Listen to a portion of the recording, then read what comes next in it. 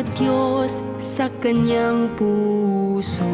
Ang panloob na mundo ng tao ay madilim, walang pag-asa at hungkag kung wala ang patnubay ng Diyos. Kahit na pigain ng mga pinuno at sosyolohista ang mga utak nila para maingatan ang sibilisasyon ng tao, wala itong silbi. Walang tao ang makapupuno sa kahungkagan sa puso ng tao, dahil walang tao ang maaaring maging buhay ng tao, at walang teoryang panlipunan ang maaaring magpalaya sa tao mula sa mga problema ng kahungkagan. Ang agham, kaalaman, kalayaan, demokrasya, kasiyahan at kaginhawahan ay nagdadala lamang ng pansamantalang konsuelo sa tao. Kahit na mayroong ganitong mga bagay, hindi pa rin maiwasan ng tao na magkasala at dumaing sa pagiging hindi patas ng lipunan. Hindi mahahadlangan ng pagkakaroon ng mga bagay na ito ang pangungulila at pagnanais ng tao na tumuklas.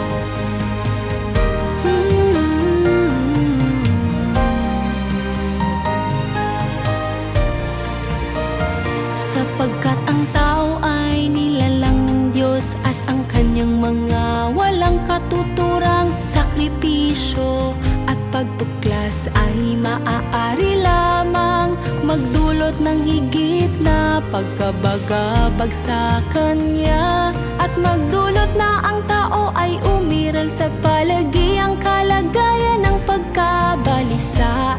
Hindi nalalaman kung paano haharapin ang kinabukasan ng sangkatauhan, o kung paano haharapin ang landas sa hinaharap, hanggang sa puntong ang tao ay matakot sa agham at kaalaman, at lalong matakot sa damdamin ng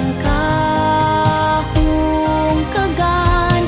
Sa mundong ito, ikaw man ay nakatira sa isang malayang bansa o sa isang bansa na walang mga karapatang pantao. Ikaw ay ganap na walang kakayahang takasan ang kapalaran ng sangkatauhan.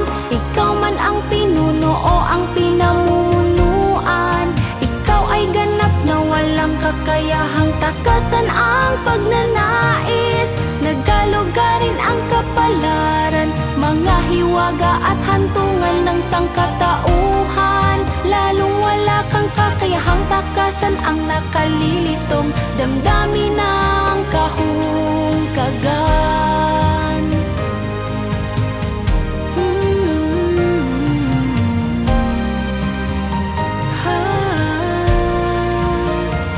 Ang gayong fenomeno na karaniwan sa buong sangkatauhan ay tinatawag ng mga sosyologo na mga panlipunang fenomeno.